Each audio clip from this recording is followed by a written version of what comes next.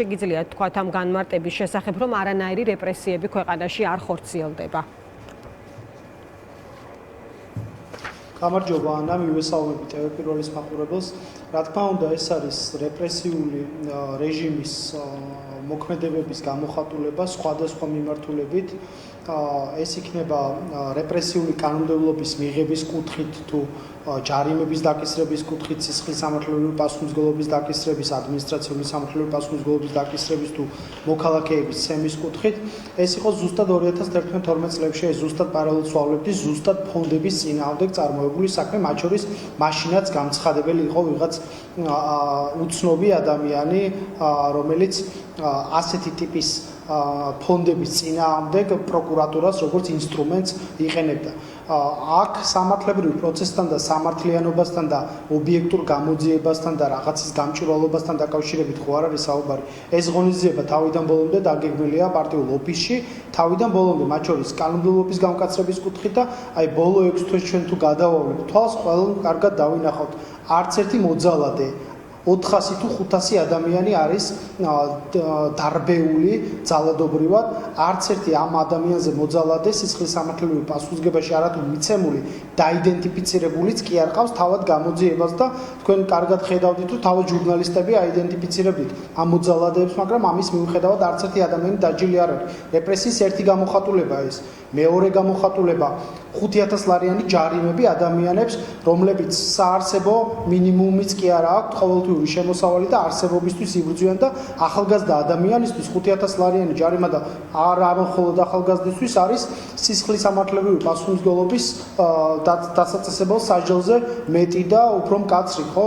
ამას ხედავდით ჩვენ მთელი ამ პერიოდის განმავლობაში საუკეთესო ადამიანები, მათ შორის ადამიანები, რომლებიც ამ ქვეყანას ღირსეულად ემსახურებოდნენ კულტურის სფეროში, თეატრებში, თავისუფალი სიტყვის თქმა არაპატიეს ამ ადამიანებს და დღეს მსახიობები ყავს სინდისის პატიმრება ციხეში კრიმინალების გვერდით გამომწყვდეული ამ ხელისუფლებას. საუკეთესო სტუდენტები, მათი ლექტორები, ადამიანების მიმართ პირდაპირ ფორმით პოლიტიკური დევნაა მერიებში, განათლების სამინისტროებში, ბაღის მასწავლებლებს, რომელსაც 400-500 ლარია განაზღაურება, არ პატიობენ იმას, რომ განსხვავებული პოლიტიკური შეხედულებები შეიძლება ჰქონდეთ ოცნების გადადგმულ ნაბიჯებთან დაკავშირებით. ეს პოლიტიკურ αφილიაციაზე ხო არ არის მარტო საუბარი, აქ არის იმაზე საუბარი, რომ 28 ნოემბერს ღიად გააკეთეს ამ ადამიანებმა განაცხადი ამ ქვეყნის ევროპული მომავლის შეჩერებასთან დაკავშირებით და ხშირად უყვართ ხოლმე ეს სიტყვა და მუხლებს ხშირად იყენებენ ხოლმე საბოტაჟი, გადატრიალება, ზუსტად გადატრიალება მოუწყვეს ამ ადამიანებმა საკუთარ ქვეყნის კონსტიტუციურ კურსს. ეს არის მოცემულობა. რა თქმა უნდა, ამის პარალელურად პროტესტი ბუნებრივად გაიზრდება. ეს პროტესტი, რა თქმა უნდა, თავისი მრუდები ახასიათებს დაღმასვლის, მაგრამ ქუჩაში გამოსული ადამიანების რაოდენობით ვერავინ გაზომავს იმ საპროტესტო განწყობას, რაც ადამიანებში არის. შენ თუ მე დამარბევ, შენ თუ მე პირდაპირ ფორმით რეპრესიებს გამომიცხადებ, იზოლატორში ჩამსვამ, ციხეში ჩამსვამ, მცემ, ჯარემას დამაკისრებ, ყადაღების ქვეშ მომაქცევ. მე იმის საშუალებასაც კი არ მომცემ, რომ ვინმე დამეხმაროს კეთილსინდისიერი ფონდი და ერთმანეთს დაუდგნენ ადამიანები ასე დროს გვერდში. შენ ბუნებრივია, მე ვერასდროს ვერ მომაქცევ. რაც უფრო გაიზრდება გათავისუფლებული ადამიანების რაოდენობა. ეს პირდაპირ მიანიშნებს იმაზე, რომ თავიდან ბოლომდე ივანიშვილი ეყრდნობა თავის რაღაც მცირე ელექტორატს, რომელზეც დგას და თავიდან ბოლომდე აშენებს პროპაგანდის ინსტრუმენტს და ძალადობრივ სისტემას, ძალადობრივ პოლიციურ რეჟიმს, რომელიც ასეთი ტიპის რეჟიმების დასამყარებლად მას ჭირდება, ხო, ძალა. დღეს მისი ძალაუფლება ხო არ დგას რაღაცის ლეგიტიმაციაზე, ხო? დიახ. საერთაშორისო დონეზე მისი ლეგიტიმაცია არ არსებობს. დიახ. კი, ერთი კითხვა მინდა. სანქცირებულია და ასე შემდეგ. გასაგები, ერთი კითხვა მინდა დაგისვათ, ანუ თქვენ თუ არ ვსვები საუბარი დაიწყეთ პარალელის გავლებით, ხომ? აი რა შეგიძლიათ თქვათ ამ პარალელთან დაკავშირებით? აი რატომ გეკითხებით, იცით რომ სოციალურ ქსელშიც და შეიძლება სხვაგანაც, მათ შორის ამ რეპრესიული რიტორიკის და ქმედებების მოდი ესე ვიტყოდი, ზოგიერთი ადამიანის მხრიდან გაправება სწორედ ამ პარალელით ხდება, ბერდია, თქვენ გექნებათ შემჩნეული, ანუ იმას გულისხმობ, რომ ყოველთვის განსაკუთრებით ის ადამიანი, რომელმაც რაღაც საკუთარ თავზე ან ოჯახზე განიცადა, ის ყოველთვის ავლებს პარალელს და აკეთებს შედარებას წინა ხელისუფლებასთან და აი ამით ხდება მათ შორის რაღაცა გარკვეულწილად დამუნათება, ხო, გარკვეული პროცესის. აი თქვენი არჩევანი რა არის, როდესაც პირველ რიგში პროპაგანდას ეხმარება ეს მესიჯი თქვენ ესე ფიქრობთ? არ ვიცით, მე არ გეუბნებით, რომ ეხმარება პროპაგანდას, თქვენი დასკვნა რა არის, თქვენ ანუ პარალელის აუცილებელია, აი როგორც პოლიტიკოს გეკითხებით ამ პროცესში იმისთვის, რომ ზუსტად დაახასიათო ქართული ოცნების რეპრესია, აი ამ ნაწილში რის თქმა შეგიძლიათ? ჩვენ როდესაც ვამბობთ ანა, რომ ეს არის რაღაცა ნაცური რეჟიმის გაგრძელება, მე ნაცურ რეჟიმში გულისხმობ არა სახელებსა და გვარებს, მე გულისხმობ მიდგომებს და ფასეულობით სისტემას, ხო? ანუ მე ხო არ შემცვლია განწყობა, როგორც 2011 წელს ჩაგრული ადამიანის გულშემატკივარი ვიყავი და მოძალადი ადამიანი მეზიზღებოდა პირდაპირ ფორმით. ზუსტად ასე ვარ დღესაც. ეს არის ჩემი ფასეულობითი არჩევანი. სწორედ ამას უსვამ მე ხაზს, რომ ნაცური მიდგომაა ის, დიახ, გახსოვთ თქვენ ნაცმოძრაობის რეჟიმების დროს ღამის ჭხრეკები, ჩადებები, ანუ ჩვენ თუ ეს წარსული არ შევადარეთ, რომ ზუსტად რატო გადაერჩია 2011-12 წლებში, 12 წელს ხელისუფლება ქართულმა ხალხმა? იმიტომ რომ აი აქ ქონდა უკვე ყელში ქონდა ამოსული ძალადობა, ის შეურაცხყოფა, რაც ქართველ ხალხს, ქართველ ადამიანს დამართა ამ რეჟიმმა. სწორედ ამიტომ უნდა ვისაუბროთ ჩვენ ნაპარალებთან დაკავშირებით, რომ ზუსტად ამ მდგომარეობაში ვართ ახლა. დღეს თავიდან ბოლომდე იმ პოლიციურ რეჟიმზე დგას ივანიშვილი, როგორც იდგა 2011-12 წლებში ნაციონალური მოძრაობა. სახელები და გვარებიც კი ერთი და იგივეა ამ ადამიანების, ხო? ანუ ბევრი გვისაუბრია, ბევრი გაგვისაჯაროებია, ხარება რომელიც იყო იმ მარბიელი რაზმების ხელმძღვანელი, მაგალითად მუხროვანის ამბოხების დროს გუში როგორც ლევან გოგიჩაიშვილის ბრიფინგში ითქვა, დღეს არის ივანიშვილის მარბიელი რაზმის ხელმძღვანელი. იგივე პოლიტიკოსები 2012 წელს შემომწირველი ადამიანები. ამიტომ ჩვენ თუ არ ვისაუბრეთ, რომ რაც იმ დროს იყო ზუსტად იგივე საკეთებს ბიძინა ივანიშვილი და არაფრით არ ჯობია ნაციონალურ მოძრაობას და ეს ნაცური მიდგომები, ეს ოპერაციები, რა ვიცი, აი მე უამრავ ასეთ кейსთან მქონია შეხება და ბევრად მძიმე кейსებთანაც მქონია შეხება.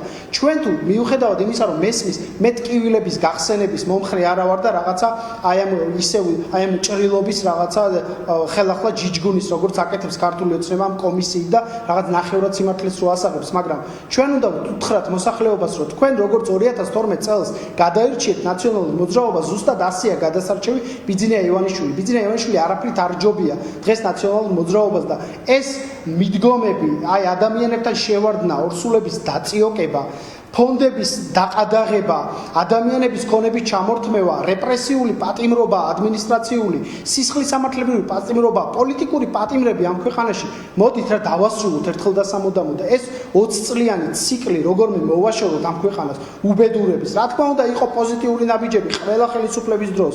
შავი და თეთრი ხო არ არის, ფართო პალიტრა არის და ბევრი განსხვავებული მოსაზრება შეიძლება გქონდეს ბევრ სხვა რეფორმასთან დაკავშირებით, მაგრამ ძალადობა ამ ქვეყანაში და ძალადობის მეთოდებით შენარჩუნება საკუთარი ძალაუფლების არის დამღუპველი, მათ შორის იმ ადამიანებისთვისაც, რომლებიც აი ამ რეჟიმის საყრდენები არიან და ინარჩუნებენ ამ ძალაუფლებას. ამ განცხადების შინაარსიც უბრალოდ მე კითხეთ ეს მე ჩემი კითხვის არსი სწორედ ეს იყო, რომ ანუ დაიწყეთ პარალელის გავლებით და ამიტომ კითხეთ ზუსტად, რომ ამ პარალელის გარეშე თქვენ შეგიძლიათ ისე აკრიტიკოთ ქართული ოცნება, რომ ამ პარალელზე არის საუბროთ, აი მართლა გეკითხებით გულწრფელად, როგორც ერთ-ერთი მოქალაქე, რომელიც ხშირად გელაპარაკებათ, ასე ვთქვათ, თვალს გადაევნებთ, გაფასებთ და ასე შემდეგ. შესაძლებელია არა არის პრობლემა პირიქით, ყველანაირი მოსაზრება ჩემთვის მისაღებია, უბრალოდ იმდენად არასდროს ლაპარაკობთ ამ პარალელის გარეშე და ეს რაღაც ხაზია, თანმდევი, მესმის თქვენი აუცილებელია გეტყვით რატო არა.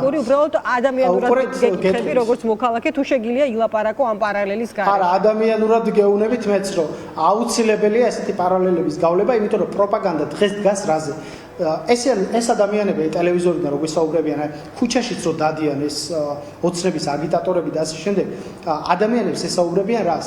მე უარგისი ვარ, ბევრი რაღაც ვერ გავაკეთე, ფულსაც ვიპარავ, კორუფციაში ვარ ჩაფული, მაგრამ მე ხო მოძალადი არა ვარ, მე ხო ნაცმოძრაობა არა ვარ. ზუსტად ამ მესიჯით ლაპარაკობენ და ჩვენ უნდა გავახსენოთ ამ ადამიანებს, რომ დიახ, ნაცმოძრაობის რეჟიმის გამგრძელებლები არიან ეს ადამიანები, ზუსტად ისეთივე მოძალადეები არიან. ჩვენ თუ ეს ტკივილები როგორც თვითონ იყენებენ ჰიბრიდული ომის ინსტრუმენტად, საკუთარი მოსახლეობის წინააღმდეგ, ჩვენც უნდა გავახსენოთ და უთხრათ, რომ ესენი არ ჯობიან იმად, ამიტომ არიან გადასარჩევები და ამიტომ წარსულში არის ორივე პოლიტიკური ძალა დასტოვებელი. თუმცა ეხა როდის იყო, რომ ჩვენ არ დაგვიგმია ოცნების ხელისუფლების ისეთი მოქმედება, რომელიც მიუღებელი იყო, რომელშიც ნაცმოძრაობას მაგალითად გაახსნა. მესმის მაგ რიტორიკისაც ეხა თქვენ რაზეც საუბრობთ, თუმცა მე მგონი არანაკლებ ეფექტური არის სწორედ იმ უახლესი წარსულის შედარება, როდესაც ქართულმა ოცნებამ ყველა რეკორდი მოხსნა, ხო, 500-მდე ნაცემი ადამიანი ანგარიშწორება, მათ მიმართ სასტიკი,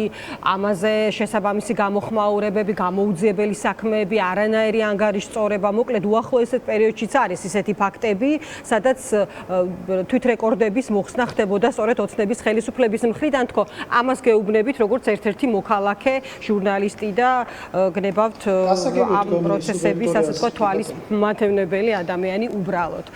კარგი, ბერდია, ერთ საკითხზე მინდა დაგისვათ კითხვა, ეს ეხება სუსის ანგარიშს და იქ მოყვანილ კონკრეტულ ფრაზას და ამ დასავლეთის მიმართულებით გაკეთებულ აქცენტს, ხო, კონკრეტულად. აი, ამასთან დაკავშირებით რის თქმა შეგიძლიათ, ოცნება რა ტიპის რიტორიკაზე აკეთებს აქცენტს და რეალურად არის თუ არა ეს ის პოლიტიკური ძალა, რომელიც რაიმე, თქვათ, შანსს ტოვებს აი ამ ევროინტეგრაციის გზაზე იმგვარი ტოლობის ნიშნების დასმით, როგორც ჩვენ ვნახეთ ბოლო პერიოდის განმავლობაში, ხო, დასავლეთსა და იგივე საბჭოთა ევროკავშირსა და საბჭოთა კავშირის შორის და ასე შემდეგ.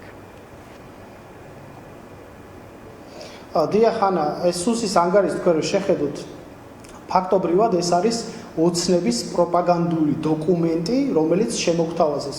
სახელმწიფო უსაფრთხოების სამსახური, რომელიც უნდა იყოს ნეიტრალური უწყება, რომელიც სახელმწიფო უსაფრთხოების სფეროში გამოწვევებთან დაკავშირებით უნდა საუბრობდეს, პრევენციულ ღონისძიებებზე უნდა საუბრობდეს.